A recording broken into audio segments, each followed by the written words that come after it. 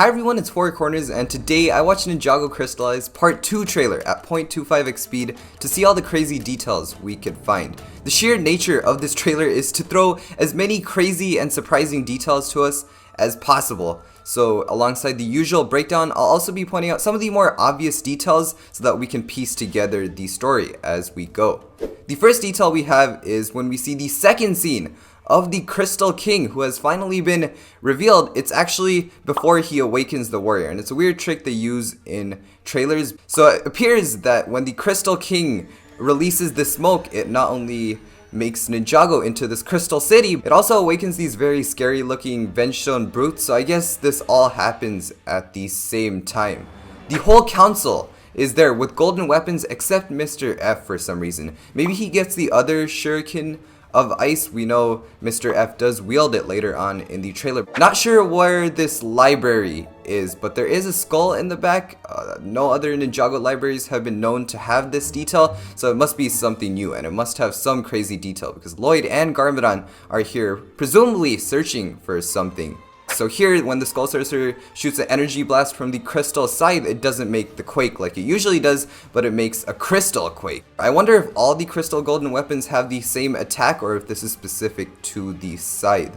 There are black strokes when Garmadon fights, and usually they're white strokes, or in the new ninja's case, they're neon colored strokes. And this animation, as far as I know, is exclusive to just Garmadon, and it makes him look so much cooler when he's in his Oni farm, flying around. This rice field is the same one we saw in Seabound's opening when Nia lost her powers. The sand on Lloyd's shoulder pad is there because in another scene, Lloyd actually dives into a quicksand pit to follow Harumi for some reason. I thought he's trying to get away, but that's why Lloyd's all dirty over here. All the golden weapons, when they're combined, they make this explosion, and that's exactly what happens here when Lloyd is able to dodge it.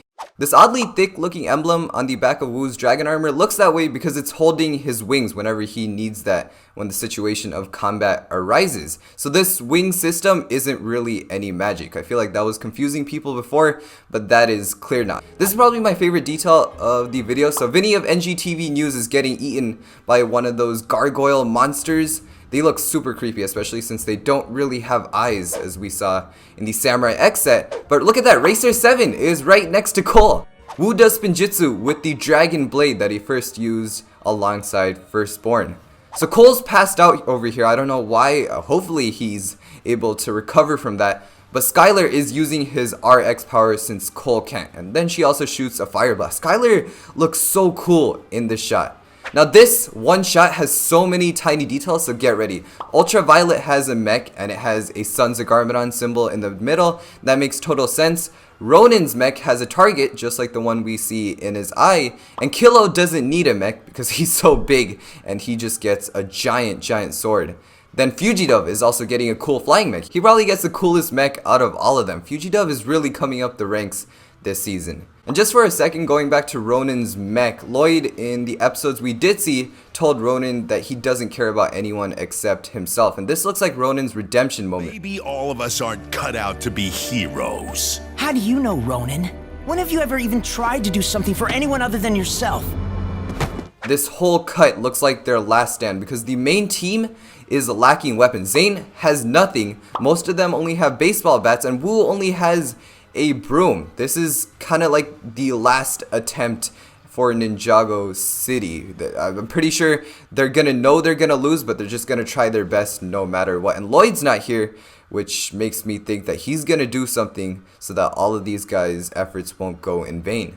But that is all for this video looking at the brand new Ninjago Crystalized trailer at 0.25x speed. Comment down below your favorite detail, or if you found any other details yourself, I'd love to see that. I did lie to you a bit. I didn't watch this at 0.25x speed. I actually watched it like 4 times at 0.25x speed and a little slower because I paused each frame.